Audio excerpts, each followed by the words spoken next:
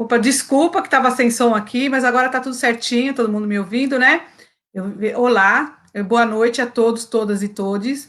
Estamos aqui hoje nesse debate muito importante sobre a questão da mulher, né? A gente começar o ano já para falar sobre a mulher. Logo em março, a gente tem o dia 8 de março, né? A gente não tem que se apegar apenas a uma data, a um dia, que é muito importante, é simbólico para nosso debate, mas também tem muitos outros dias para discutir a questão da mulher. Hoje a gente vai discutir o feminismo, a materialidade e as lutas de classes, que é muito importante, é um debate muito importante. Hoje, são três convidadas muito importantes, né? A gente vai ter aqui a Kelly, né? Que apareceu aí na tela com a gente, a Drica e também a Ana, que daqui a pouco a Ana está entrando aí com a gente, né? Ela, deu um probleminha aí, mas ela já vai estar entrando para fazer esse debate muito importante. Nós percebemos que nesse momento de pandemia que nós vivemos no ano passado, as mulheres sofreram muito, né? Tiveram muitas mortes.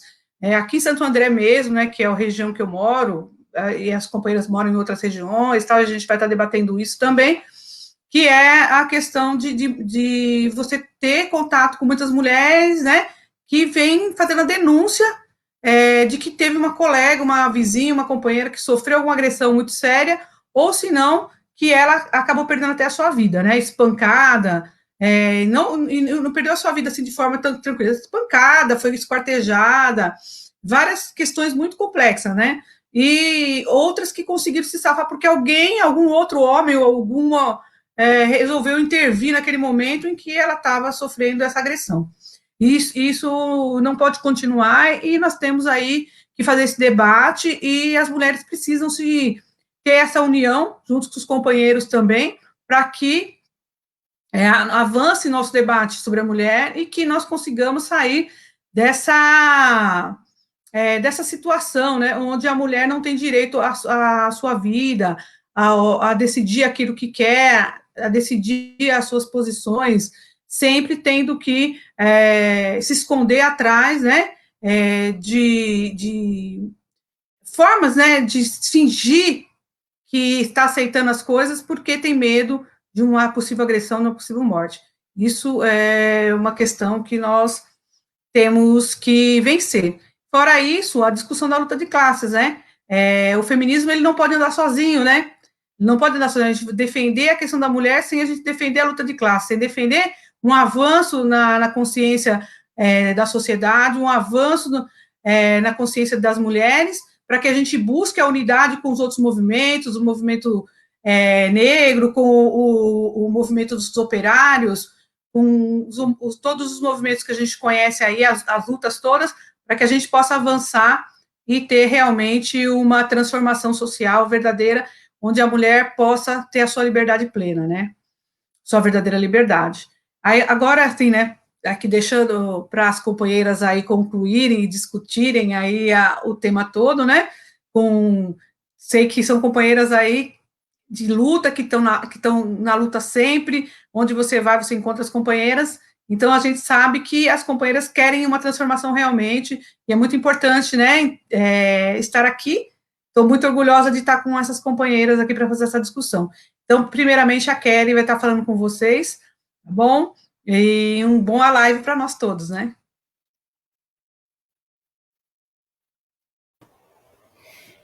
Então, boa noite, Vanderlei. Obrigada pelo convite. Estou muito feliz da gente estar aqui, né? Estamos iniciando o ano aí com esse debate, que é bastante importante aí para a gente se alimentar, né? Na nossa militância também, mas também para a gente poder fazer as denúncias necessárias e colocar para o conjunto, né, dos movimentos populares, para a sociedade, a importância da gente debater a questão do feminismo não como um tema secundário, mas a gente perceber a centralidade da luta, né, antirracista, antipatriarcal, também contra a LGBTfobia, como questões centrais do ponto de vista da luta de classes. Queria também dar um abraço virtual na Drica, companheira aí de luta, e a Ana vai chegar daqui a pouquinho, então vamos lá para essa roda aí de conversa. Então, queria iniciar, né, trazendo um pouco o contexto, né, dessa temática do feminismo, que tem relação direta, né, com um movimento da sociedade, né, um movimento popular, né, que nasce de questões concretas. Quando a gente fala de feminismo, a gente está falando de um movimento social, cultural, político, que tem uma origem na luta socialista, né, no século XIX, na Europa, mas que a luta das mulheres ela é muito anterior ao feminismo, né? Existem muitas resistências de mulheres e também resistências dos sujeitos LGBTs, porque é super importante essa questão da diversidade também, que são anteriores até ao surgimento do movimento feminista lá no leito socialista nas mulheres da Europa no século XIX.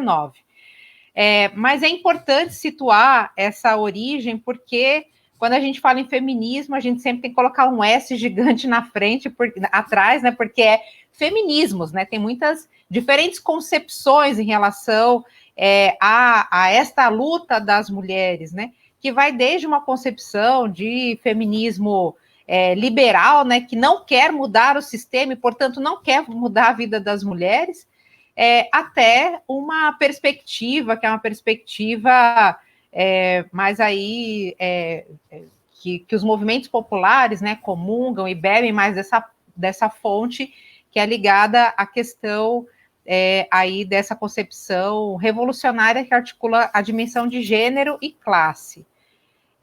Mas é importante também situar, né, enfim, como sempre, né, a gente também não pode pegar como pronto, né, um movimento que surge na Europa e incutir, né, na nossa realidade brasileira, sem fazer as mediações necessárias e sem fazer o reconhecimento necessário à resistência das mulheres no Brasil, né? É por isso que essa importação, né, ou esse enquadramento do feminismo europeu no Brasil, ele nunca deu muito certo, e a gente também desenvolve uma crítica a essa forma, que é uma forma bastante impositiva. É por isso que a gente articula os elementos de gênero e classe vinculados ao processo da formação que nós tivemos aqui no Brasil, que é calcada na propriedade privada, no processo do latifúndio, na questão também de quase 400 anos de escravidão, de escravização indígena e negra, né, principalmente, por quase 300 anos, e obviamente que isso traz elementos fundamentais para a gente pensar o feminismo brasileiro, né? Nós estamos irmanadas com essa luta das mulheres no mundo todo, mas levando em consideração essa nossa realidade, que é uma realidade latino-americana, realidade brasileira, e dentro dessa concepção de gênero e classe. Também é importante situar que, quando a gente fala de feminismo, é um movimento que surge para poder contrapor algo, né? E aí nós estamos falando de um sistema de dominação que é muito anterior ao capitalismo, que é o patriarcado, que é um sistema, né, que hierarquiza o masculino, né, como superior ao feminismo. Ele surge, né, precisamente na transição das sociedades primitivas para as sociedades de classes, e ele também surge com o processo de surgimento da propriedade privada, né, da apropriação sobre o trabalho alheio, e também com um processo de criação, né, de um microcosmo que fosse capaz de disciplinar esta sociedades de classes ascendente, e esse microcosmo se chama família, né? Uma família patriarcal, uma família heterossexual, uma família na qual o masculino tem esta responsabilidade herdada pela sociedade de classes de reproduzir ali naquele microcosmo uma relação também hierarquizada de acordo com a sociedade. E é por isso que a questão da violência contra as mulheres é algo completamente estrutural às sociedades de classes, e algo que a sociedade de classe se vale, né, para poder disciplinar as próprias relações de exploração na sociedade, né? Essa ideia, né, de ter as mulheres como propriedade privada, né, desse ambiente masculino, elas também acabam derivando a um processo que é um processo de muita violência, que acompanha a história das mulheres, né? Não tem como falar de gênero sem falar de violência, né? Porque é desta forma que, de maneira estrutural, a gente vem sendo tratado, né, nos diferentes modos de produção. Um outro aspecto também importante para a gente destacar é a questão da diversidade sexual, né? Porque também essa padronização em relação à identidade de gênero, portanto, também, né, com a orientação sexual, uma padronização da orientação sexual, ela também é extremamente funcional a essas sociedades de classes, né, e a esse sistema de dominação. Sabemos que é muito importante a gente fazer, né, uma distinção entre sexo biológico, identidade de gênero, que é algo que vai se formando ali ainda na infância, né, um pouco, né, a partir do que cada ser humano traz, as interações na sociedade, e orientação sexual, uma coisa que vai vir mais para frente, da adolescência para frente, né.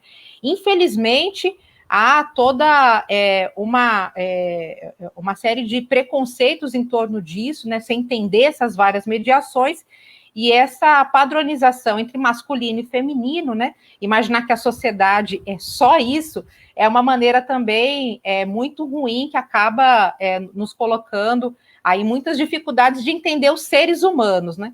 Então, quando a gente fala dessa luta feminista, né, e a questão da materialidade, a gente tem que pensar nesse contexto, que é um contexto do próprio feminismo, né, que é bastante amplo enquanto movimento social, político e cultural, mas também contra o que o feminismo está lutando, né, principalmente na questão do machismo, da misoginia, que são produtos do patriarcado enquanto esse sistema de dominação que é histórico. É histórico, mas dá para mudar, né? E essa é a grande motivação aí da nossa luta, né? E nesse dá para mudar, isso a gente tem que ver que existe a necessidade de ter um protagonismo das mulheres e dos sujeitos LGBTs, né, nessa mudança, nessa transformação, mas é muito importante entender que o patriarcado, tal como o sistema de dominação, ele impacta a todos, a todas, a todos, né? Então, é super importante também que os homens, especialmente os homens, né, socialistas, os homens comunistas, os homens que querem transformar a sociedade, os homens militantes, entendam que este não é um debate a ser secundarizado, né? Que este debate é estratégico do ponto de vista de classes, e que também os homens têm uma tarefa de pensar em processos de despatriarcalização, não entendendo que esse é um processo individual, né? Divisão do trabalho doméstico e tal, enfim, né? Isso faz parte, mas não é o central, né? Mas é muito importante que isso também seja discutido, até para não sobrecarregar a vida de ninguém, né? Mas que também os homens se coloquem, né, em movimento para poder fazer essa construção necessária dessa luta, que é uma luta antipatriarcal. Nesses 5 minutinhos que resta aqui, né, queria falar um pouquinho, então, dessa atualidade, né? A gente vive um processo de crise do sistema do capital. Muitas vezes a aparência é de que o capital vai muito bem, obrigada, né? Mas a crise do capital é uma crise do sistema do capital, né? É uma crise nas entranhas do capital, porque é uma crise de valorização do capital. E a gente sabe que essa valorização ocorre através dos processos de exploração do trabalho, né? E nessa crise do capital, o capital precipita, né, ainda mais sobre processos de precarização do trabalho que ocorrem em larga escala e também processos de apropriação violenta da natureza e dos bens naturais. Dentro disso, as mulheres têm um papel fundamental no enfrentamento a estas mazelas, né, decorrentes da crise do sistema do capital. A própria pandemia que a gente está enfrentando, ela é resultante dessa própria crise do capital, que, ao se apropriar e mercantilizar a natureza, vai desenvolvendo um projeto que é extremamente destrutivista, né, que acaba destruindo as florestas tropicais, liberando um monte de pandemia. Então, esse sistema, essa sociedade é um fracasso total, né? Nós temos 1 bilhão de pessoas que passam fome, 1 bilhão de pessoas que não têm acesso à água potável, uma desigualdade social que é cada vez mais estrutural, um desemprego que as pessoas não veem formas de se recolocar. E como é que a gente pode mudar essa situação? Na mudança dessa situação, ou mais do que isso, na transformação dessa situação, a luta daqueles, né, que travaram, né, toda a sua trajetória de vida numa tática de se manter vivos é fundamental. E aqui é muito importante que, à frente das organizações, à frente da definição da tática de luta, a gente ouça as mulheres, a gente ouça o povo negro, a gente ouça a juventude das periferias, a gente ouça os indígenas, a gente ouça os quilombolas. Esses sujeitos políticos que compõem a classe trabalhadora estão há séculos lutando para se manter vivos. E, infelizmente, as nossas organizações têm uma tradição, que é uma tradição bastante vinculada à questão da organização e luta por direitos, que é muito importante, mas nós não temos muita tradição de conseguir organizar as pessoas que querem se manter vivas. E nós estamos vivendo um tempo histórico que esse sistema quer nos matar de diferentes formas, seja pela comida envenenada, pela semente transgênica, seja pela pulverização aérea para nós camponeses que estamos nos assentamentos, seja através de vírus, seja de bala, seja de perseguição, de diversas formas. A política de extermínio não é algo, né, que está lá preso numa teoria acadêmica. A gente percebe isso no dia a dia. E o movimento, para se contrapor a essa lógica perversa do capital, ele tem que ter um componente de radicalidade, que é um componente que sai das entranhas de quem vive isso na pele. Por isso que é bastante importante a gente compreender o que significa uma mulher que luta, né, contra o feminicídio, contra a insegurança, né, de poder andar nas ruas, imaginar que um assalto nunca vai ser um assalto, ele sempre vai se converter num abuso sexual. Saber que nas organizações muito masculinizadas, que sempre nós vamos enfrentar ali muitos problemas, né, para poder a gente ser reconhecida, ser entendida, entender que a gente vive numa sociedade que amplia, né, a questão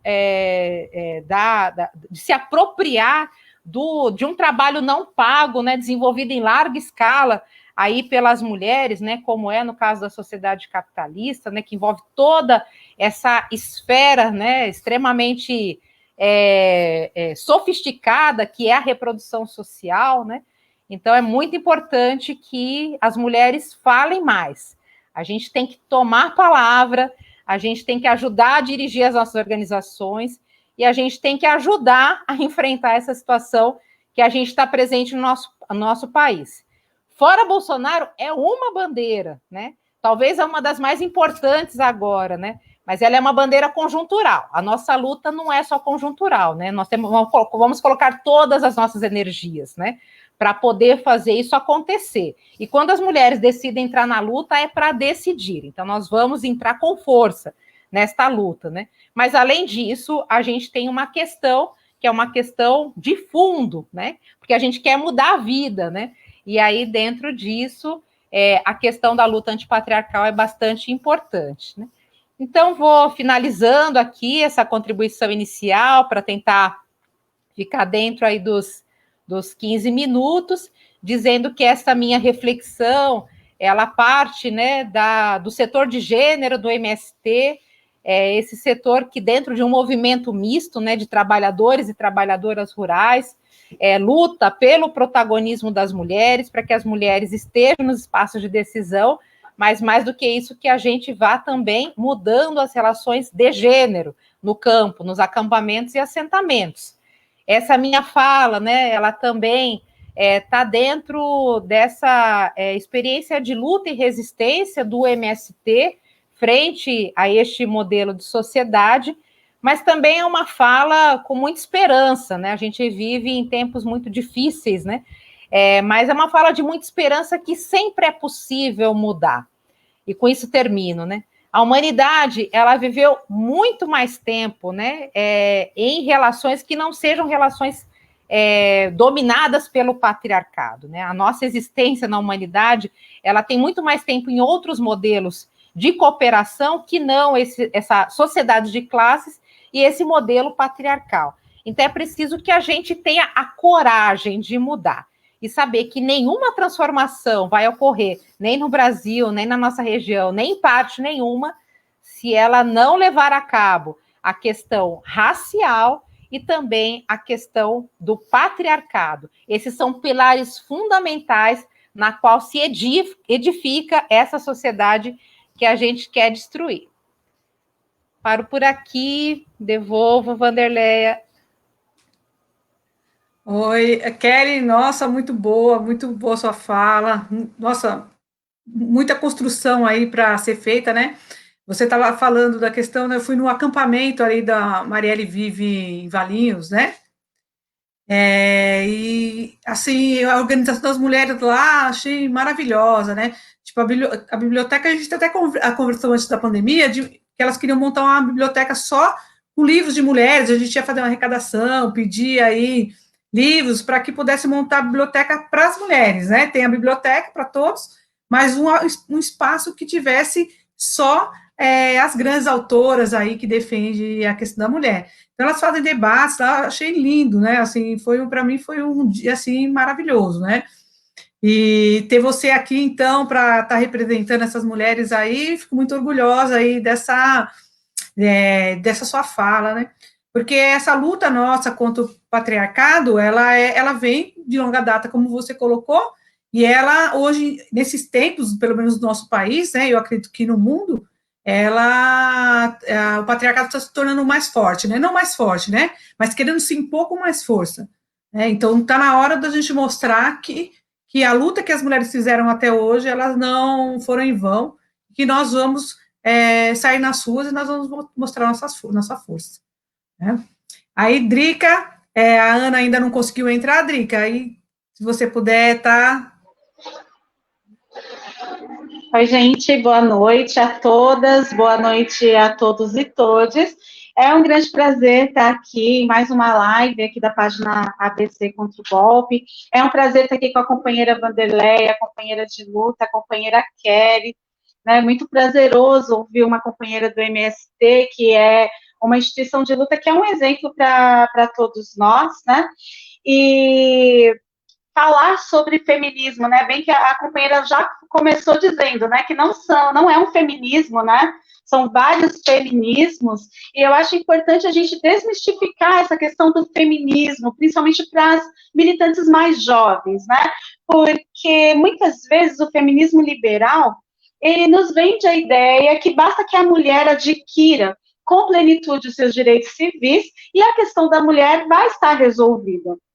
E a gente sabe que não é bem assim, porque o feminismo que não entende a luta de gênero, de classe e de raça, ele acaba gerando outros privilegiados, né? Inclusive mulheres privilegiadas que vão continuar oprimindo outras mulheres. E essas mulheres serão quais mulheres? Serão principalmente as mulheres negras, né, as mulheres pobres, as mulheres operárias, elas vão continuar sendo oprimidas por essas outras mulheres liberais que vão alçar ao poder. Então, o nosso interesse não é simplesmente colocar a mulher no poder. Não é qualquer mulher, não é qualquer feminismo. É um feminismo que tenha compromisso com o desmonte dessa estrutura opressora em que o nosso Estado é constituído. E a gente sabe que essa estrutura opressora é a estrutura capitalista, porque o capitalismo, ele só existe através da opressão, tanto do país rico, que oprime os países mais pobres, quanto os mais ricos, pessoas mais ricas, que vivem da opressão de mulheres e de homens pobres e precarizados. A gente estava falando, a companheira falou da precarização do trabalho, né? A cada dia se faz, para que o capitalista aumente, né, o seu lucro, se faz mais necessário que a precarização do trabalho. E a precarização desse trabalho, primeiramente, é a precarização da mulher. Porque a gente não enfrenta apenas a nossa jornada de trabalho fora de casa. A gente tem jornada dupla e até jornada tripla, quando a mulher precisa estudar, quando ela ainda está em fase de estudo. E esse nosso trabalho fora de casa, ele já é um trabalho que socialmente foi constituído como um trabalho de cuidado. Então, para a maioria das mulheres, sobrou aquele trabalho que é o trabalho humano, o trabalho no universo dos cuidados, né? É o trabalho de enfermagem, é o trabalho de professora, é o trabalho de assistente social, e aí quando a gente chega na nossa casa, nós continuamos com o nosso serviço de trabalho, essa parte não remunerada, e é importante dizer que não existe atividade capitalista, não existe atividade de produção que possa ser exercida sem esse trabalho que as mulheres fazem por trás. Esse trabalho não remunerado, esse trabalho que as mulheres fazem de forma exaustiva dia após dia e sobre o qual o capitalismo é estruturado. E aí a gente falando dessa estrutura, né, desigual do trabalho, porque é a sexualização do trabalho, né, a divisão sexual do trabalho. As mulheres ficam com as profissões menos remuneradas, ficam com essa parte totalmente não remunerada, que é a reprodução social, aquele trabalho que a gente faz em casa com os nossos filhos, a alimentação do marido que vai trabalhar, é o cuidado com as roupas. Além dessa divisão sexual do trabalho, a gente não pode deixar de enxergar que nessa divisão, as que são mais precarizadas são as mulheres negras, né? Porque as mulheres negras estão ali, na base da pirâmide social, e isso não apenas no Brasil, no mundo, os países europeus, por exemplo, contratam, né, para os seus trabalhos domésticos, mulheres de outros países, né, de países mais pobres, então são as mulheres latinas, são as mulheres de outras regiões que têm menos oportunidade, né, de tanto de escolarização quanto de ascensão econômica, que vão ocupar esse lugar de trabalho precarizado. Pensando nisso, né, a gente volta a falar do feminismo que a gente defende, que é um feminismo que defende é um feminismo antirracista, é um feminismo anticapitalista, é um feminismo transinclusivo, né? Porque, como a companheira bem colocou, não tem como a gente falar de feminismo sem incluir as nossas companheiras travestis, as nossas companheiras trans, os nossos companheiros LGBTQIA+, né? Todos esses que estão na base da pirâmide, que estão cada vez sofrendo mais opressões, porque a gente está vivendo um período de barbárie, né? E a pandemia veio e evidenciou isso, né? O quanto ficou mais difícil para aqueles que já tinham a vida difícil. Para nós mulheres, quem pôde fazer o trabalho de forma remota, teve que conciliar o trabalho remoto, né? As professoras, por exemplo, né? Que tiveram que se virar para dar conta da casa, do filho que está ali, que é um estudante além de filho, e fazer todo o currículo ali, atende, como não existe uma estrutura muito bem feita, né, de plataformas, até porque fomos pegos de surpresa, tem que atender quase que individualmente os alunos, né, e ainda estamos aí, né, gente, levando fama de quem não quer voltar, porque não quer trabalhar. É importante avaliar que o professor, principalmente o professor de escola pública, né, e na maioria professoras, né, gente, que tá aí outra profissão que as mulheres são, maioria, né, as mulheres estão ali majoritariamente atendendo os nossos filhos. É importante dizer que na escola pública, praticamente o professor teve que dar atendimento individual, chamar o aluno ali no WhatsApp, né, conversar com o pai, que muitas vezes só tem tempo no fim de semana, tentar trazer aquele aluno que evadiu, né, da escola esse ano, tentar resgatar esse aluno para que ele não perca completamente o ano letivo, né, então não tem como nós não enxergarmos, né, a dificuldade das mulheres nesse sistema em que a gente vive. E aí a gente fala do quê? Da luta de classes, né, porque não tem como a gente avaliar o feminismo separado da luta de classes, né? O feminismo liberal, por mais que ele tente, hoje eu estava vendo uma campanha publicitária de uma grande empresa, acho que foi da Avon, uma dessas empresas, né?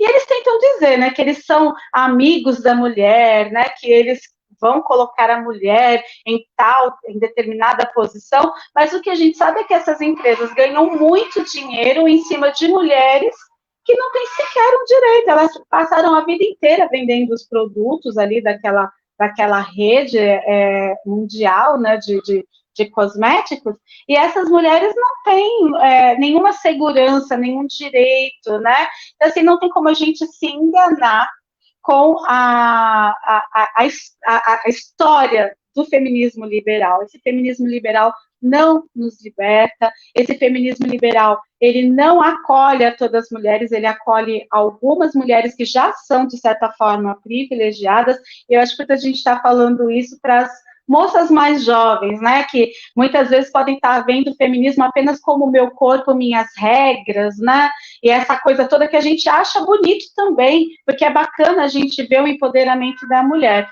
mas se não tiver uma visão classista e antirracista, não vai nos libertar desse sistema opressor.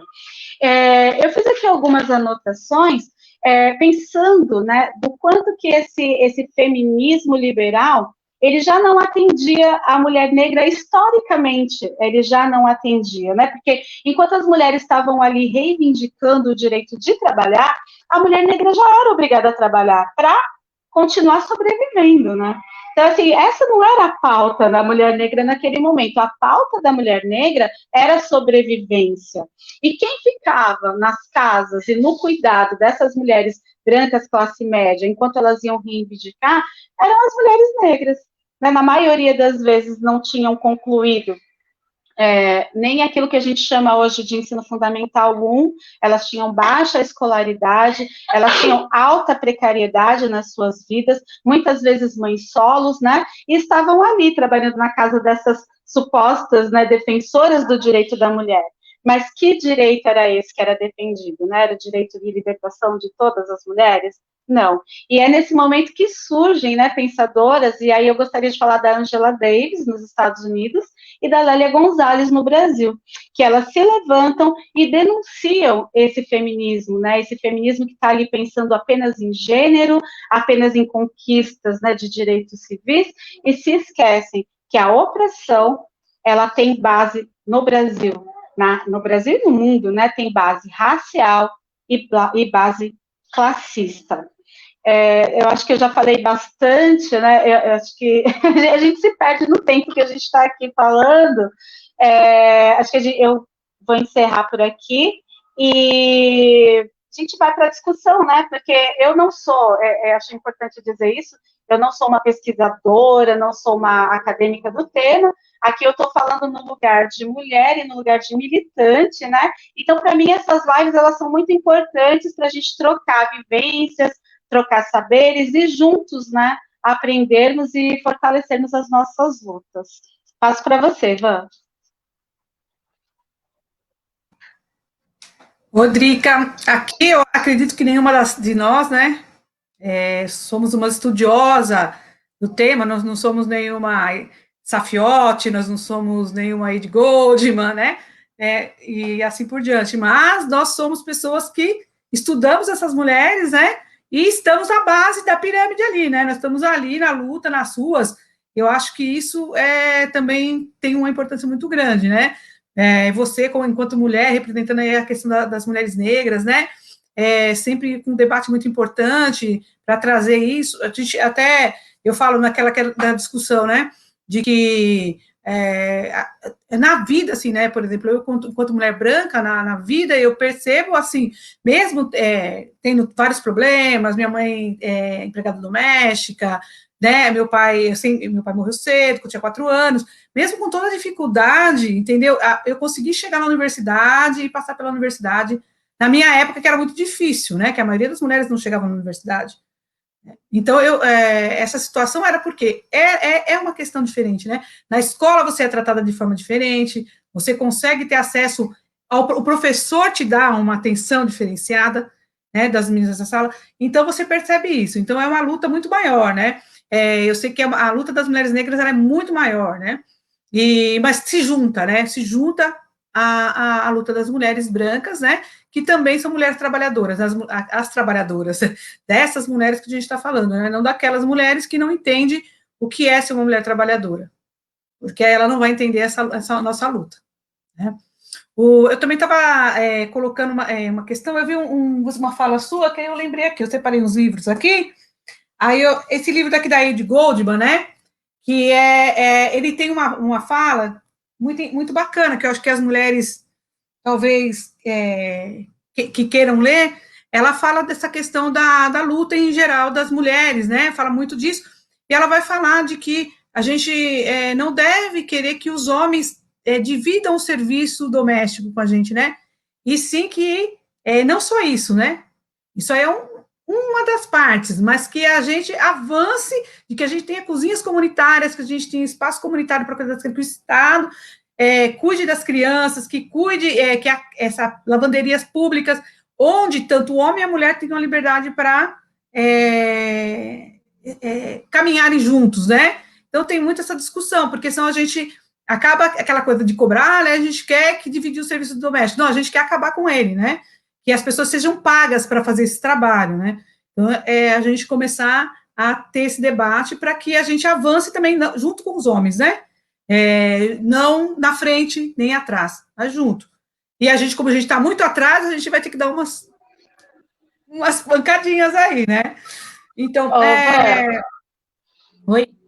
Então, é importante colocar isso, que quanto mais o Estado se ausenta, né, dessa função social, mais a mulher se sobrecarrega, né? A gente pode dar o exemplo aqui da creche pública. A creche pública é um direito da criança, não é mais como era antigamente, que era visto como um direito da mãe que trabalhava, é um direito da criança. E para ter ali um período, pelo menos semi-integral. A gente verifica que os municípios não conseguem atender essa demanda. Então, assim, a luta, como a nossa luta ainda está pelo básico, né? Como você falou, o certo seria que nós tivéssemos lavanderias comunitárias, restaurantes populares, para que a gente pudesse exercer as nossas funções com liberdade, sem precisar cumprir essa jornada dupla de forma tão pesada. O que nós teríamos que dividir em casa? Seria aquela tarefa que cada um faz o seu, é cuidar da sua roupa, né, é cuidar do canto ali onde dorme, mas, assim, essa parte dos restaurantes populares, das lavanderias comunitárias, fica como um sonho tão longínquo, porque a gente ainda está lutando por vagas para os nossos filhos nas creches, né, que é uma coisa muito primária, né? Então, para a gente avaliar o quanto a gente tem pela frente, o quanto a gente ainda tem de pauta para tá lutando juntas. Falando até uma pergunta para a Kelly, né, que em relação ao que a Drica falou, eu acho que é muito importante essa questão da gente trazer, né, os homens, né, para esse debate dessa nossa luta, trazer ele para lutar com a gente, né, eles também colocar na pauta. Tinha um debate muito que as pessoas faziam assim, nunca um homem vai sair na rua pedindo para ele lavar a louça, para ele limpar a casa, ele não vai sair. Então, a gente tendo uma pauta mais conjunta, a gente está incorporando, né? E nesse sentido, né, essa questão das cozinhas comunitárias, dos espaços, né, acho que a gente não conseguiu ainda, e a gente tem que lutar pelo menos para dividir o trabalho dentro das nossas casas, né?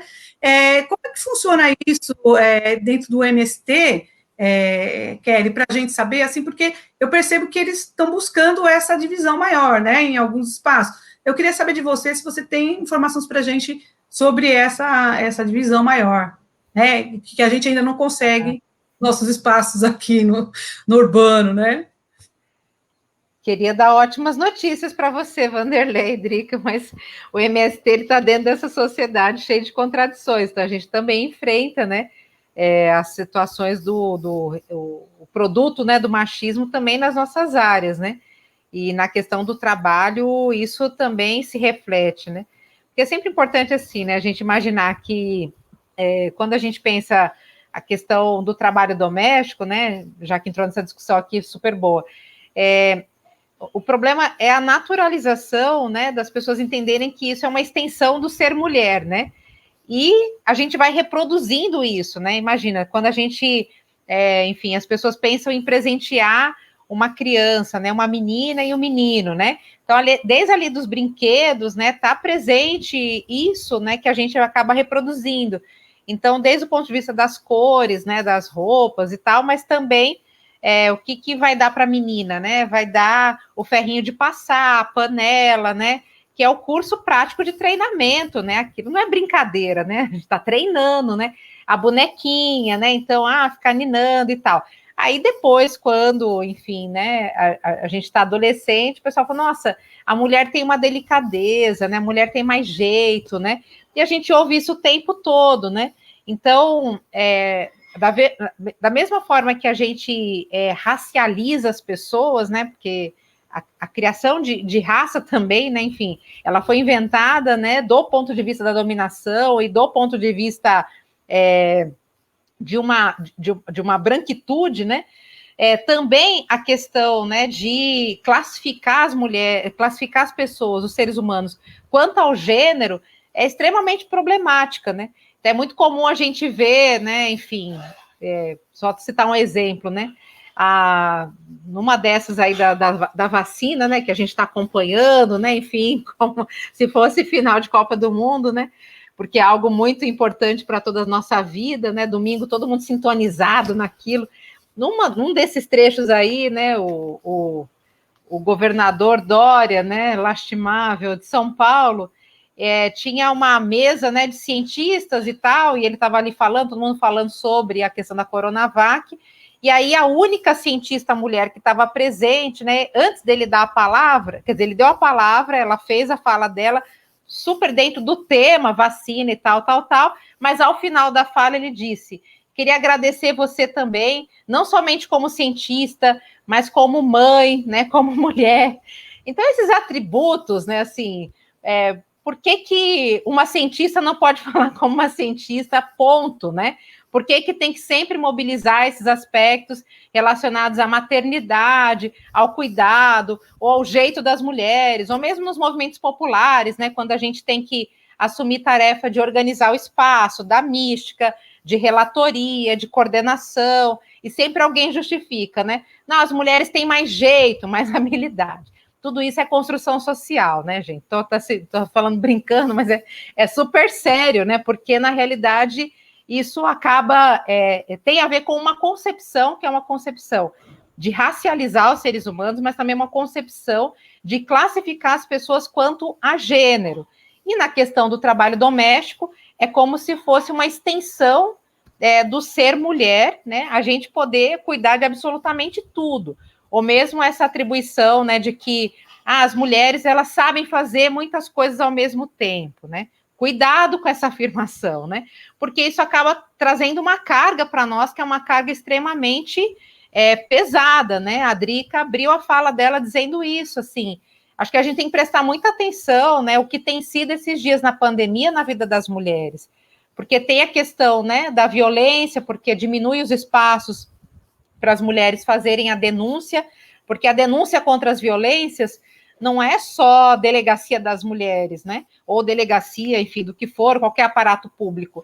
A denúncia, muitas vezes, ela é feita no convívio social. Então, a mulher ir para a escola, ela ir para o ambiente social, é uma maneira também dela fazer essa denúncia, né?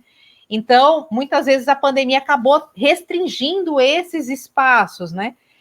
As mulheres trabalhadoras não pararam de trabalhar na pandemia, nós não tivemos esse privilégio, né, de eu ficar em casa, nós tivemos que nos arriscar, nós tivemos que o tempo todo estar nesses espaços também, mas a sobrecarga, né, do não funcionamento dos equipamentos públicos, ela trouxe para nós uma série de temas, né, do tipo, se vire, foi isso que o Estado fez conosco, né, se vire com as crianças, se vire, né, com o trabalho doméstico, né, se vire com tudo, então, não é que nós só ficamos em casa, nós tivemos que ficar em casa, nós tivemos que continuar trabalhando, dar conta, arrumar uma solução, né, das crianças, em geral com outras mulheres, com as nossas mães, com as avós das crianças, com as vizinhas. Assim, a gente negocia o tempo todo para poder existir, né? E mesmo a mulher militante, ela tem que fazer essas negociações o tempo todo, né? Então, como que o homem pode perceber isso, né? Perceber que, enfim, o trabalho doméstico, ele é uma responsabilidade de todos que estão na casa, até que a gente não chegue nesse patamar, né, que a Drica falou aí, de cooperação. E, enfim, essa mesma discussão que a Emma Goldman traz, né, ela traz também dentro de um contexto que é o contexto de uma nova sociedade, né? Então, quando a gente pensa numa sociedade socialista, é muito importante que a gente leve em conta esses aspectos de cooperação. No MST, e com isso eu termino, a gente até desenvolveu algumas experiências ligadas a cooperativas, né? A gente ainda tem alguns locais, né? Cozinha coletiva, a gente tem as cirandas infantis, né? Que, como disse a Drica, igual as creches, é direito das crianças, não é para liberar as mães para o trabalho na cooperativa, é direito das crianças, né? Mas esses equipamentos coletivos, eles são muito importantes para a gente poder socializar o trabalho, né? O trabalho doméstico no capitalismo é esse espaço da reposição das condições para a gente continuar vendendo a nossa força de trabalho. Por isso que é uma sacada enorme do capitalismo se apropriar desse trabalho não pago, desenvolvido pelas mulheres, né? E isso, enfim, né? Tem várias pesquisas que mostram que isso hoje, se fosse contabilizado, se a gente fosse receber por esse trabalho não pago, estaria aí na casa de trilhões, né, de dólares que a gente deveria receber por esse trabalho que a gente desenvolve naturalizado. A gente tem que, sim, né, fazer essa discussão com os nossos companheiros, né, no caso das relações heterossexuais. Mas, mais do que isso, a gente tem que fazer essa discussão também do ponto de vista sistêmico, né, o que significa essa apropriação do trabalho não pago das mulheres, né? A sociedade capitalista se edifica nisso também. Tem uma pergunta da UB que eu acho que tem uma ligação com isso que a companheira está falando. Ela diz assim: em vez de lutarmos para colocar as crianças nas creches para outras mulheres cuidarem, a luta não deveria ser também por um salário maternidade para que as mães pudessem dispor de mais tempo para ficar com suas crianças? Então, a minha opinião sobre isso é que sim, se a mulher assim quiser, né? Porque poderia ser opção da mulher receber, já que esse trabalho não pago, ele sustenta, né, a produção capitalista, poderia ser sim uma opção para aquela mulher que quisesse ficar com seus filhos até determinada idade. Mas também não a única opção, né, como a companheira Ubi que coloca, né, poderia ser uma das alternativas, porque muitas mulheres acabam tendo que abandonar suas profissões, não se especializam nas suas profissões, saem dos seus empregos para cuidar dos filhos até determinada idade, e depois, quando elas querem reingressar no mercado de trabalho, fica mais difícil, né? Então, acho que assim, como a gente diz, né, que o lugar da mulher é onde ela quiser, eu penso que isso também, se a mulher achar por bem, se ela achar melhor, se for uma decisão pessoal dela, eu acho uma excelente ideia. Tem uma questão aí que é da questão da creche, tem uma briga assim que eu faço sozinha, né? Em todos os congressos que tem, e vai os companheiros, congressos de professores, congressos com lutas, todos os congressos, né? E de que a pauta da creche, ela não é uma pauta do Congresso, ela é uma pauta das mulheres. Onde está a discussão da luta por creche? Ela está na pauta das mulheres. Quando as mulheres vão discutir em grupos isolados, elas discutem a questão da creche. Ela não é uma pauta do Congresso. Eu acho isso um absurdo. E eu brigo lá, pego o microfone e falo: a pauta de creche tem que ser uma pauta do Congresso, porque é uma pauta.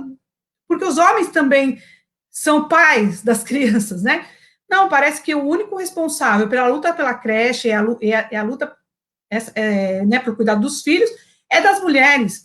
Então, uma das coisas que eu acho que tem que reverter, que é uma luta que as mulheres não pegaram ainda nos congressos, e é que todo congresso eu brigo por isso, é que a pauta de creche tem que ser uma pauta do Congresso, e não de mulheres. Não que a gente não tenha que discuti-la, mas que ela faça parte da discussão como um todo. Né? Então, quando vai se discutir creche como um todo, como você vai discutir a questão da luta dos trabalhadores, da greve? A gente vai discutir greve, a gente discute o quê? A gente discute como um todo no Congresso. Eu acredito que é nesse mesmo sentido, né? Então, tem várias coisas. Posso pegar um comentário rápido aí? Tá bem legal essa live, que a gente tá, tipo, trocando ideia mesmo, assim, muito legal, e trocando ideia com quem tá escrevendo ali também. Só queria pegar um gancho nisso para falar um pouquinho dessa questão também enfim, eu não gosto muito de usar essa palavra da romantização, mas me foge aqui outro atributo. Mas uma certa romantização da maternidade, né? Também se isso não fosse uma escolha da mulher, né? E aí acho que a gente queria pegar um gancho disso para poder falar do tema do aborto, né? A gente teve uma luta importante das nossas companheiras, né, da Argentina, e a gente sabe que essa luta não começou ontem, né? E até para elas chegarem num nível de se arriscar tanto, né, em plena pandemia, fazer aquele movimento de massas, né, e se abraçar, enfim, porque elas estavam ali decidindo uma coisa que era da vida delas e algo que era extremamente decisivo, né? O que acho que as argentinas nos têm, assim, a alertar, né? Primeiro, uma questão, né, assim, que a gente tem que debater o tema do aborto, né? O tema do aborto, ele não pode ser tabu. Infelizmente, no Brasil, a gente dialoga pouco sobre algo que mata muitas mulheres no Brasil, mulheres trabalhadoras, né? Então, é uma questão, né, do direito das mulheres sobre seus corpos, sobre a questão da reprodução, mas também sobre a questão de saúde pública, né? E a gente viu ano passado, né, aquela situação de horror, que infelizmente não é um caso isolado, né? Como que este projeto que está no poder, né, que é um projeto extremamente fundamentalista, ele se apropriou daquela situação, né, da menina, né, que foi estuprada e que engravidou, e que por lei, uma lei que tem 80 anos, né, no nosso país, ela tinha direito, né, de fazer este aborto. E a gente teve toda uma mobilização, né, por parte, né, da ministra Damares e todo o governo, no sentido de desencorajar a família, né, a chegar até o fim, toda uma mobilização ali com os médicos, os profissionais, e também um processo de cooptação, uma tentativa de cooptação ao conselho tutelar ali do município, né? Então, quer dizer, uma questão absurda, né, que aconteceu ali. Só que não é um caso isolado, né? Então, o fundamentalismo, ele trabalha com muita força contra esses direitos das mulheres, né? Por isso que a questão do aborto, né, ela é fundamental que a gente também discuta sem tabus, né? Porque a gente tem muito tabu para discutir o aborto, né, como um direito fundamental, e para que a gente não tenha mulheres, né, que morram, né, por praticarem abortos em condições extremamente precárias, né? Mas a gente discute pouco a questão da responsabilidade dos homens sobre a paternidade, né? A gente tem no Brasil, segundo o Conselho Nacional de Justiça, 5,5 milhões, né, de crianças que têm só o nome da mãe nos seus registros de nascimento. Então, isso também significa, né, uma sociedade patriarcal que vai naturalizando de que os filhos são filhos da mãe, né, e não filhos, né, da mãe e do pai. Então, que nós precisamos também discutir um pouco isso e responsabilizar. E isso passa, né, por esse tema, que é um tema, né, de sexualidade, o tema do aborto, e também, né, enfim, a história da creche, né, ela também tem a ver com isso. Então, a creche é discutida lá no setorial de mulheres, é quase uma naturalização de que os filhos são filhos da mãe, né? Então, que as mulheres discutam este problema, né? E aí não é problema nenhum, é uma questão a ser colocada, debatida com companheiros e companheiras, mas também que se cobre as responsabilidades do Estado. Eu acho importante, companheiras, colocar aqui sobre essa questão do aborto, né? A gente vive um tempo tão complicado no Brasil que a pauta do aborto, ela nem pode chegar a ser discutida de forma ampla, porque a gente não consegue ter os nossos direitos sexuais e reprodutivos garantidos. A gente chega numa UBS para fazer planejamento reprodutivo, lá já está escrito planejamento familiar, né? Meio que assim, uma mulher ela não tem o direito de fazer uma laqueadura se ela não tiver um companheiro.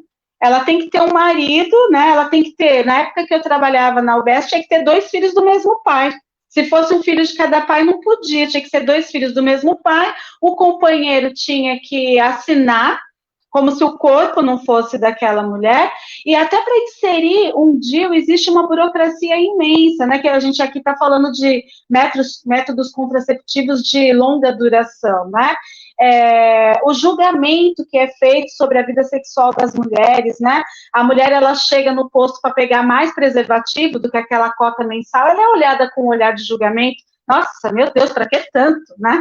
Assim, então, assim, a gente tem que pensar no quanto existe atraso nessa discussão da nossa vida sexual, né? Porque a gente parece que a gente, assim, a nossa vida sexual ainda é vista como uma coisa meio que não nos pertence, parece que é errado ainda, parece que a moça querer ser livre para ter relações sexuais sem o risco de engravidar é um problema para a sociedade, por isso que ela não pode ir lá fazer a laqueadura, né? Então, assim, e outra coisa que as pessoas também não param para pensar, é que a discussão do aborto, ela não vem separada da educação sexual, né? A gente vê nos países em que a descriminalização do aborto ocorreu, que inclusive diminuem os casos do aborto, né? Porque você acaba tendo mais informação, e a mulher, quanto mais informação tem, menor é a chance dela engravidar de forma indesejada.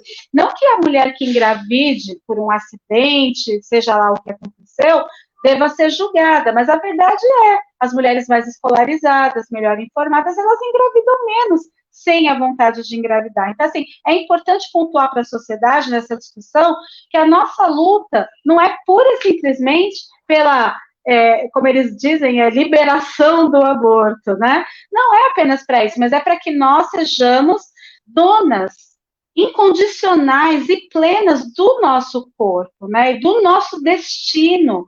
Porque muitas vezes, né, uma gravidez, ela rompe com os nossos planos, com os nossos destinos, principalmente quando o pai da criança resolve ir embora, né? Então, assim, é uma discussão que não para no aborto, e é importante que a sociedade, essa sociedade preconceituosa, entenda isso. A nossa discussão é pela educação, pelos direitos sexuais, pelos direitos reprodutivos da mulher e também pelo aborto.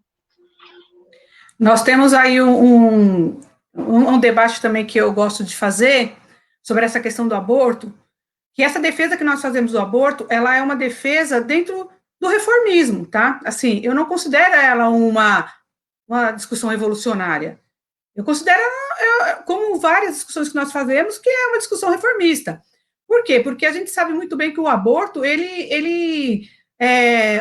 o governo, ele impõe quando é necessário. Se a gente pegar a China, pegar a Índia, pegar Japão, né? O que acontece? Você pega a China, você pega o Japão num período aí histórico, que agora eles deram uma liberada, mas o que era proibido lá, que era proibido de você ser preso, tudo é você fazer o ultrassom, fazer o ultrassom da criança para saber o sexo antes do aborto, né? Então, o aborto era legal, você podia chegar até 8 meses ali no hospital e falar, quero fazer o aborto, né? E o que era proibido? Você saber o sexo da criança. Então, o que era clandestino lá não era o aborto, era o ultrassom. Porque se fosse menina, naquela relação, se for menina, você aborta, porque quem cuida dos pais no final da vida são os meninos. Então, por exemplo, por quê? É um país que tem 1 bilhão e 400 milhões de habitantes, né? O Japão, que tem 170 milhões, mas é uma ilha pequenininha, né? Então, lá o governo define a vida das mulheres. Vocês percebem, assim, que nós somos, a questão do nosso aparelho reprodutório, ele traz para nós regras que quem cria é o Estado, não são as mulheres que definiram. Então, por exemplo, a questão do aborto no Japão e na China, ela não foi determinada pela luta das mulheres, ela foi determinada pelo Estado, porque o Estado achou necessidade de que o aborto fosse legalizado. E não houve religião ali que impediu isso. Aqui no Brasil a gente fala, os católicos não querem, os evangélicos que não querem, não são eles que não querem. Eles só fazem o debate para colocar na cabeça das mulheres que elas têm que aceitar que o aborto não pode ser legalizado.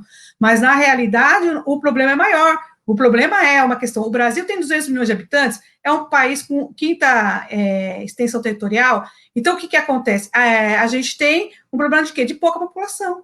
Você entendeu? Eles precisam de que as mulheres continuem reproduzindo. Tanto que as músicas nossas, por exemplo, o funk, que eu não tenho nada contra, tal, assim, não quero fazer esse debate, mas por exemplo, é uma coisa que incentiva a sexualidade das meninas novas, de 13, 14 anos, na fase reprodutora, de reprodução. Você entende? Então, é uma necessidade do país que tem o quê? Se as mulheres mais velhas não estão querendo ter filho, estão tomando todos os cuidados para não ter filho, a gente precisa de pessoas que tenham filho, porque a gente precisa ter uma mão de obra, uma reserva de mão de obra para os trabalhos precários, para ganhar menos, né? Que a gente sabe disso. E nosso país, como um país com pouca população, nos dados a gente está vendo que está envelhecendo e que as pessoas não estão querendo ter filhos, eles precisam impor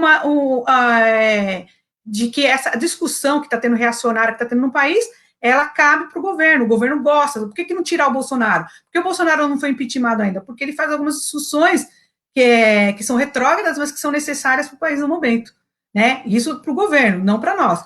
Então, a nossa luta fica mais intensa, maior, porque a gente está lidando com o quê? Com o Estado, a gente está indo contra o Estado, e não contra a religião e contra algumas mulheres que são contra o aborto, e contra os homens, a gente está contra o Estado, isso é muito mais difícil. Dentro do reformismo é muito mais difícil, né? A gente conquistar. Desculpa, menina, que eu me empolguei, eu sei que sou mediadora aqui, mas deu uma empolgada. Aqui tem uma pergunta aqui do Demétrios, né? Como conciliar o feminismo com a luta de classes? Se vocês puderem responder, aí.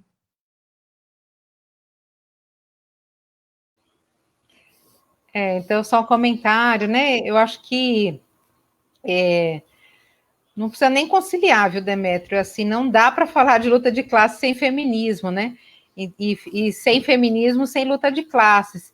Então, já que a gente, assim, né, limpou o meio de campo aqui, a gente já abriu a live dizendo de que feminismo a gente está falando, né, que é um feminismo que articula a questão de gênero e classe, é um feminismo, né, enfim, antipatriarcal, antirracista, anti-LGBT-fóbico. Então, a gente já está se colocando dentro do movimento concreto de luta de classes, né? Agora, a gente tem que perceber que, enfim, há muitas temáticas, né? E é bem interessante que, assim, a gente acabou entrando aqui em algumas temáticas que são temáticas pouco debatidas pelos nossos companheiros, né?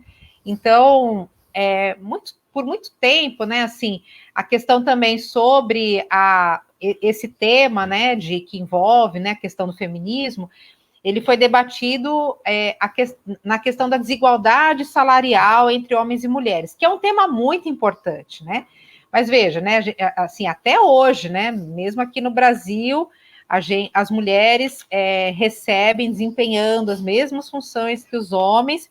75%, o salário das mulheres é 75% do que o salário dos homens, então há uma discrepância. Só que se a gente pega o salário, né, das mulheres negras, né, ele é ainda mais rebaixado, né?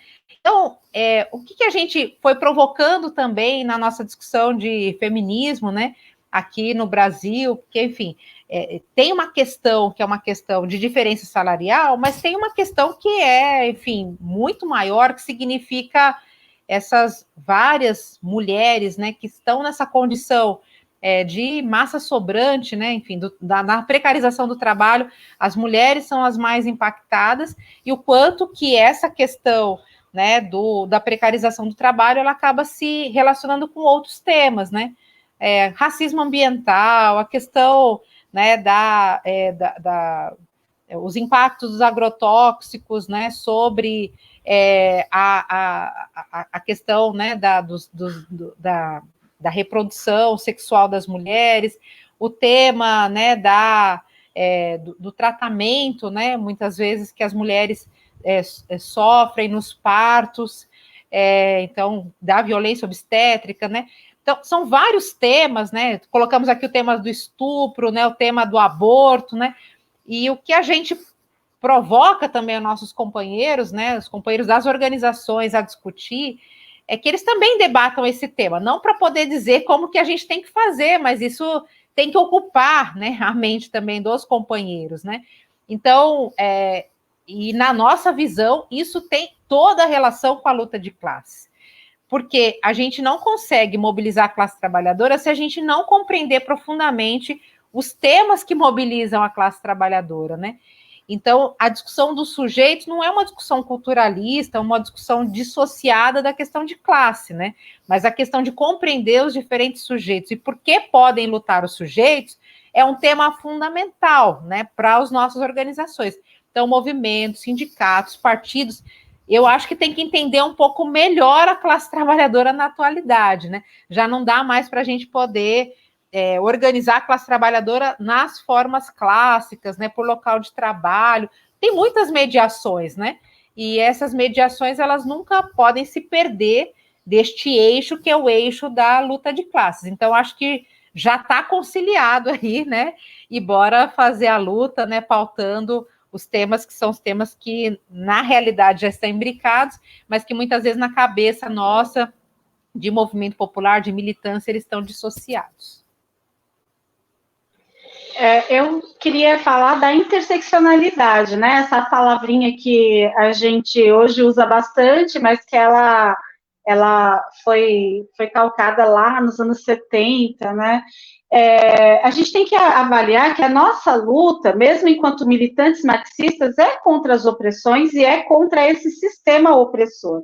E quando a gente avalia que, por exemplo, uma mulher negra operária, ela passa por 3 níveis de opressão. Ela é oprimida porque ela é mulher, porque ela é negra e porque ela é pobre, né? Porque ela é operária. Então, essa mulher, ela é mais oprimida do que um homem, por exemplo, né? Do que um homem branco operário. Então, é apenas entender que muitas vezes as opressões elas se sobrepõem.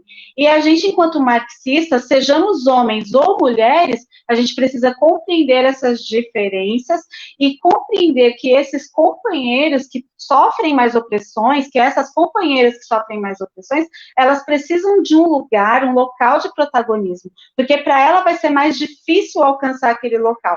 A gente fica pensando aqui, o quanto é difícil para as mulheres, por exemplo, fazerem parte do cenário político. Agora, você imagine a mulher negra, a gente já tem poucas mulheres, se a gente for avaliar as mulheres com compromissos feministas, tem menos ainda, e aí se a gente for avaliar mulheres negras, tem menos ainda. Então, assim, a nossa luta para colocar essa mulher negra no protagonismo político, né, a gente tem que ter essa generosidade, né? E eu aqui estou falando enquanto mulher negra e me entendo, eu sei que eu sou parda, né, na leitura social, eu também preciso ter o meu reconhecimento de que entre mim e uma mulher negra retinta, uma mulher preta, eu também tenho privilégios sociais. Então, eu também preciso ter essa generosidade de colocar as pautas e as necessidades dessa mulher preta, dessa mulher pobre, dessa mulher retinta, acima das minhas necessidades, porque eu, de alguma forma, tenho privilégios sociais,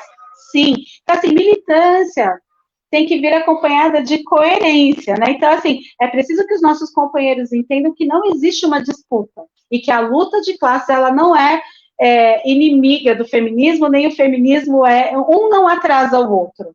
As duas lutas correm de forma paralela e nenhuma atrapalha a outra, ao contrário. Porque imagina se as mulheres precisassem esperar uma revolução socialista para, a partir daí, buscarem os seus direitos, né, sociais e civis. Né? A gente pensa como nós estaríamos hoje, né, aguardando a revolução para começarmos daí, a partir daí, brigarmos pelos nossos direitos de mulher.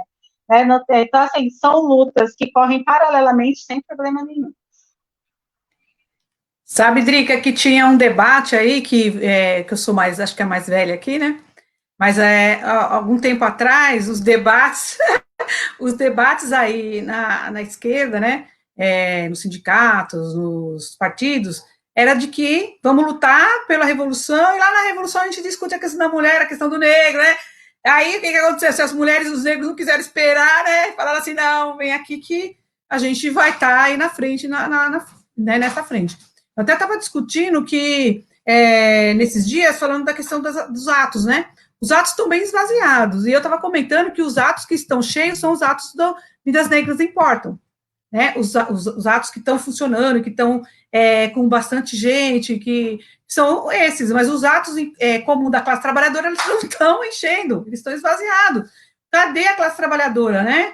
Ela não está se movimentando. Então, aqueles que, como diz, né? aqueles que são os trabalhadores, os homens negros, as mulheres negras, trabalhadoras e as pessoas que se importam com esse tema, estão saindo nas ruas e são trabalhadores, mas não são considerados como outros trabalhadores. Esse é o meu questionamento. Por que quando os negros saem na rua, as vidas negras importam? Para fazer as lutas, não é considerado uma luta dos trabalhadores, é considerado uma luta de negros e negras. Por que quando as mulheres saem na rua para lutar por alguma coisa, uma pauta das mulheres, não é uma luta das mulheres trabalhadoras? Né? Eu acho que a gente tem que começar a questionar isso. Isso é importante para dizer que isso é luta de classe, sim. Você entendeu? Então, quem tem que se incorporar? Não é as mulheres que têm que se incorporar na luta de classe, são a sociedade que tem que se incorporar na luta das mulheres, porque a luta das mulheres é luta de classe. É uma luta de classe. Seria uma luta de todos, né? Então, mais ou menos nesse sentido. Quando a Kelly fala também do precariado, Kelly, eu acho muito interessante que agora, quem é que nesse momento de crise econômica que o país tem vivido desde 2014, aí que agravou, a gente está tendo aí a uberização, né? E a gente vê muitos autores aí escrevendo sobre a uberização. Olha que interessante, né? Você faz a leitura desses livros e você vê que a citação dos caras é o quem? Os homens, né? Os caras que são entregadores, os que andam de bicicleta, e todos os trabalhadores precarizados, homens. Você vê, por exemplo, que nós, mulheres, e as mulheres negras principalmente, Odrica, elas já viviam a precarização do trabalho há muitos séculos, né? Mas agora que os homens estão sofrendo a maior precarização do trabalho, que já tinha a precarização do trabalho, mas agora que eles estão sofrendo a maior precarização do trabalho, que se sai uma discussão sobre a precarização do trabalho, se escreve um livro sobre a precarização do trabalho. Não estou dizendo que está errado os companheiros terem escrito sobre a precarização do trabalho. É ótimo, importante, estou lendo, divulgo o livro dos companheiros, mas que a questão da discussão da precarização do trabalho da mulher, que vem há anos, ela nunca foi discutida, e ela não é colocada em pauta nos livros. Se você lê os livros sobre a precarização do trabalho, a uberização principalmente, é o tema mais falado, mas a precarização que a mulher sofre há séculos, ela não é discutida. Né? Então as mulheres que escrevam, né, companheiros, mas se as mulheres tivessem esse tempo livre e tudo, elas já tinham escrito faz tempo, né? O problema é que elas não escreveram até hoje porque elas não tiveram esse tempo livre que eles têm, porque enquanto as mulheres fazem o serviço doméstico, ou que se paga alguma mulher para fazer o serviço doméstico para que se possa ler e escrever.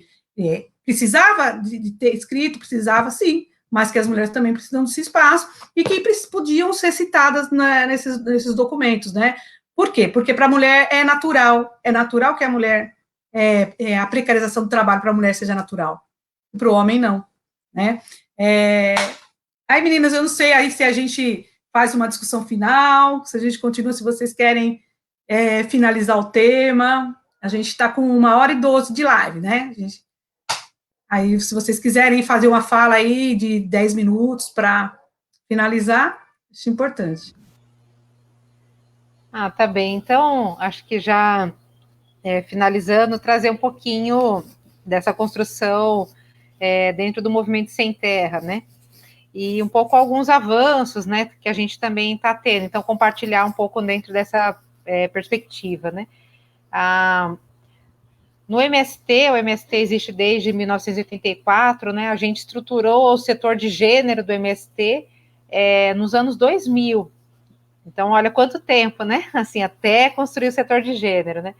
Mas as mulheres, elas sempre tiveram na base do movimento Sem Terra. E a gente foi lutando, num primeiro momento, primeiro para visibilizar essas mulheres, depois para garantir espaços de participação. E aí a gente foi ganhando força para poder lutar pelos espaços de decisão política e de pautar o debate das novas relações de gênero, né? Então, quando estrutura o setor de gênero no MST, em 2000, na realidade já é fruto de todo um processo, né, de muito ocupar espaços das mulheres, né?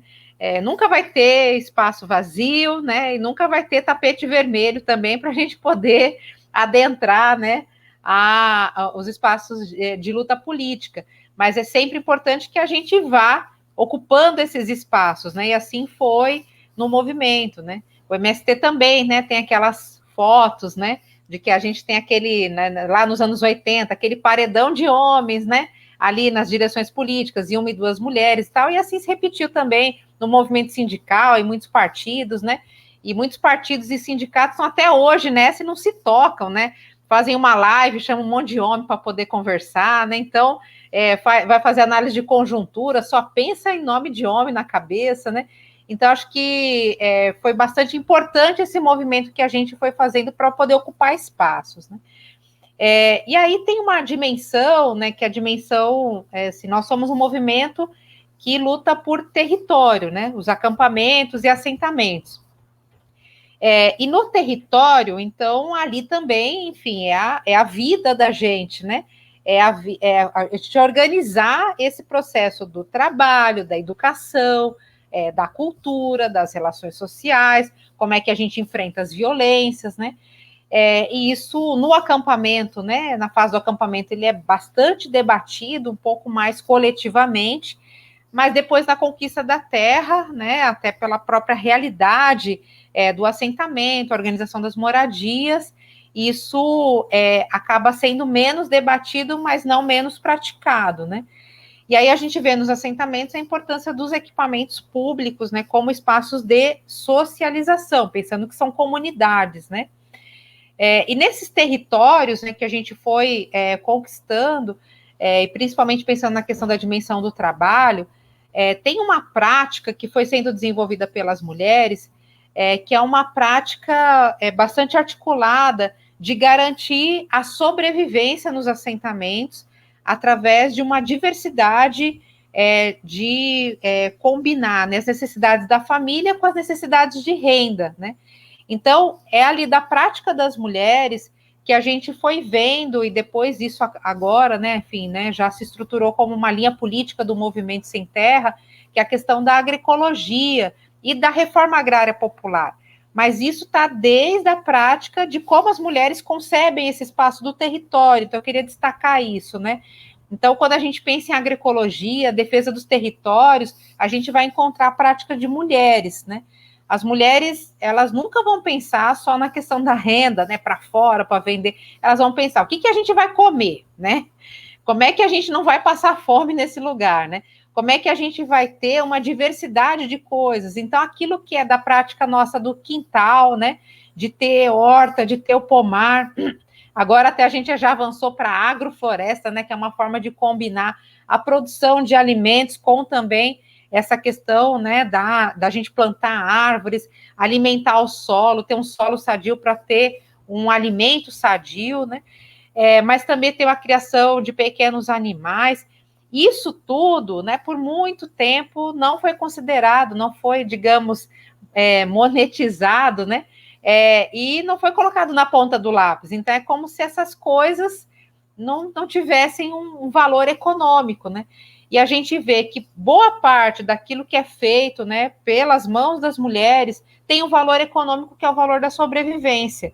São vários itens que a gente deixa de comprar lá fora para poder sobreviver e manter a família, né, do ponto de vista de uma diversidade alimentar, mas também de como que a gente vai fazendo que a nossa alimentação seja a nossa vacina, né, a nossa saúde, que a gente vai tendo alimentos de verdade, né, comida de verdade.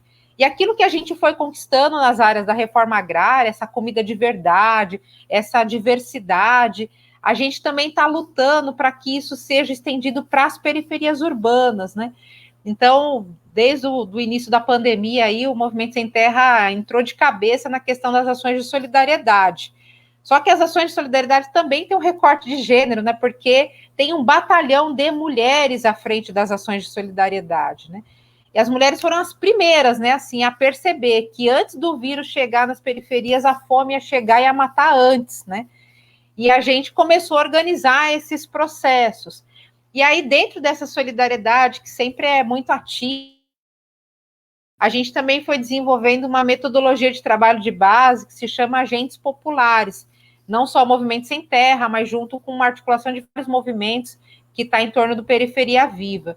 E hoje a gente tem cerca de 200 turmas, né, no Brasil todo, de pessoas que foram entendendo dentro dessa identidade, de ser um agente popular, agente popular de saúde, de educação, e muita coisa boa foi acontecendo no campo da cooperação, né? Seja cooperação, né, para poder ajudar apoiar, né, aquelas famílias ali que estavam ali com as crianças e tal, como é que faz essa educação remota, que é super desigual, mas também na questão da alimentação. 15 milhões de brasileiros e brasileiras estão convivendo com a fome, e na gestão da fome a gente tem as mulheres à frente disso. E as mulheres que, numa situação de fome, elas tem que escolher, né, vai ter almoço ou vai ter janta, né, as mulheres, elas muitas vezes abrem mão de se alimentar para poder alimentar crianças, alimentar idosos, alimentar pessoas doentes, né? É as mulheres que administram os conflitos, né? De você não ter fome, não ter trabalho para as pessoas, né? Então a gente está enxergando tudo isso nas periferias, no trabalho de solidariedade que a gente está fazendo. E a gente vê a importância da reforma agrária, e a reforma agrária entendida também como um movimento de cooperação das mulheres do campo com as mulheres urbanas, mulheres trabalhadoras, né? Então, eu queria também aqui aproveitar essa live para poder dizer que tem uma análise, né, que a gente faz toda da questão do feminismo, a gente se coloca nesse movimento, mas também tem muita esperança a partir desta movimentação de base, né, que a gente vê aí um protagonismo muito forte das mulheres, mas também muita solidariedade e cooperação dos povos, né? Então, nós que estamos no campo, produzindo os nossos alimentos, agroecologia, agrofloresta, muita luta nisso, mas também com essa convicção de que nunca foi tão necessário no nosso país a gente fazer uma reforma agrária e a gente enfrentar esses latifúndios que tem no campo, mas também tem na cidade. E por isso enfrentar agronegócio, mineração, especulação imobiliária e a gente avançar nessa luta conjunta aí. Então, estamos muito irmanadas aí com as mulheres urbanas, né? A dor de vocês é a nossa dor também, mas a nossa esperança também, a gente quer que seja a esperança de vocês de ver uma transformação, né?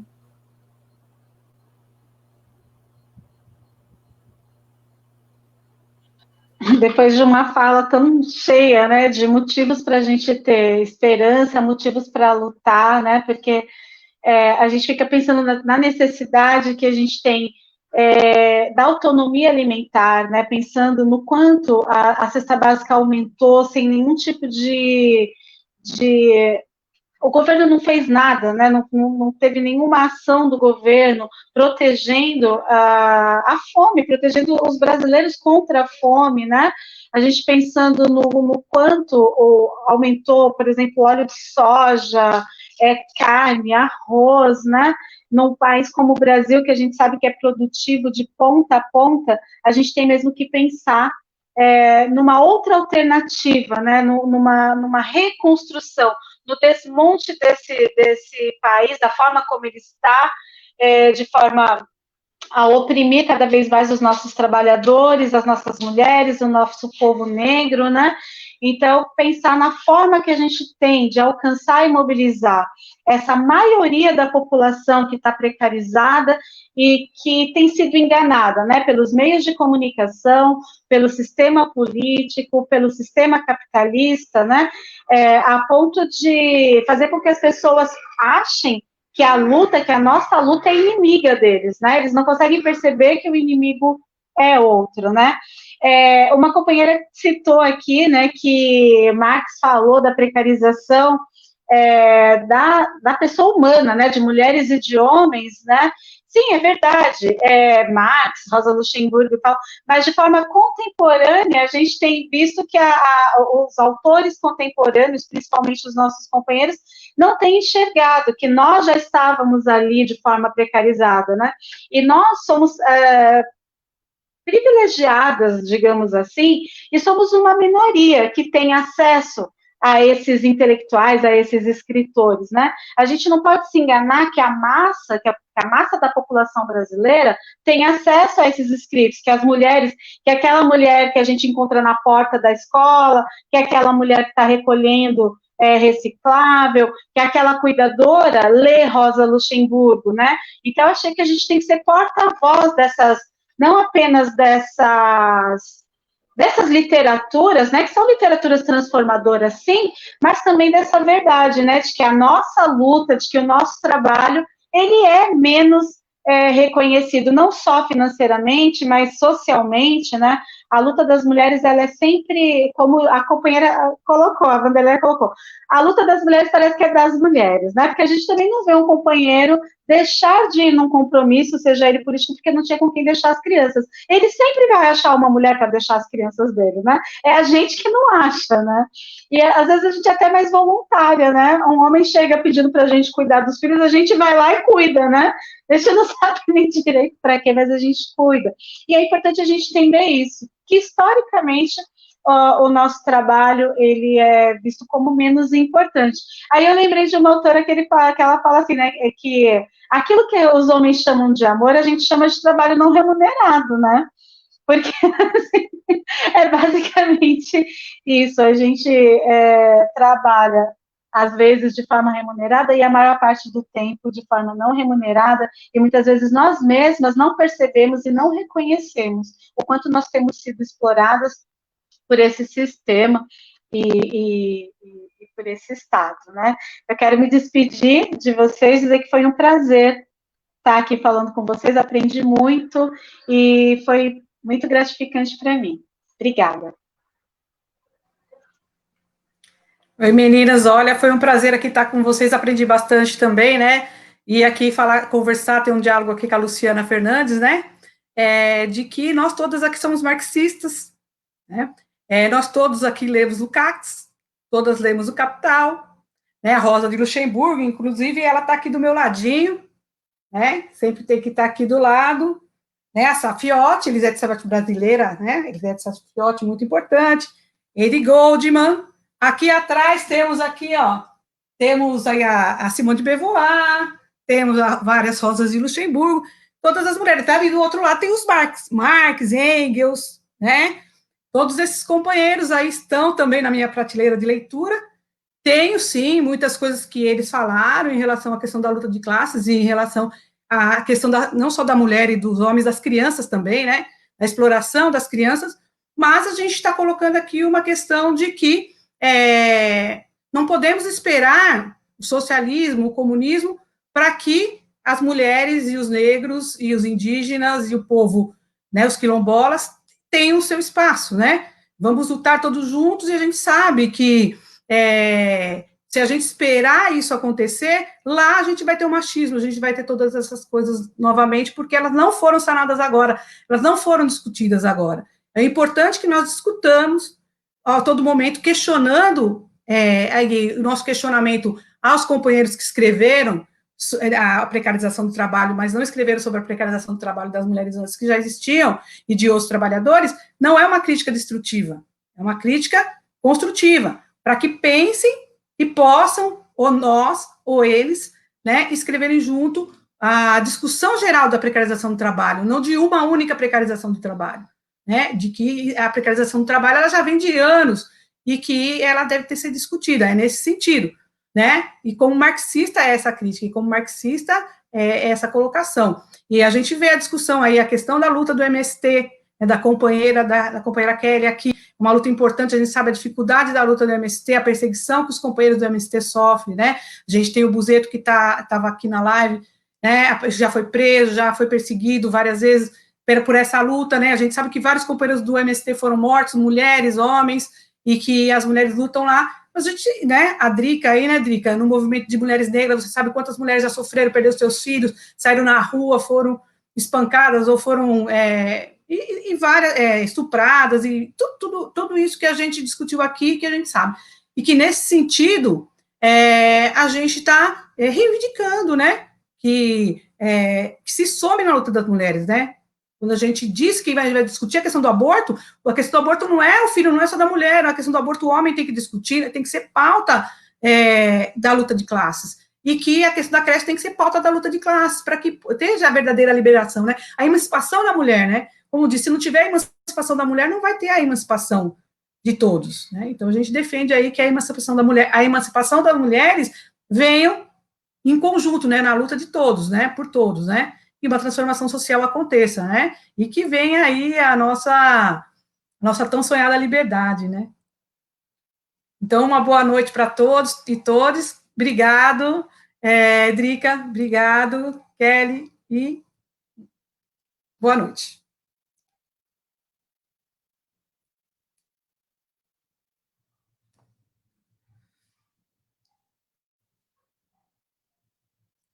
Tirou?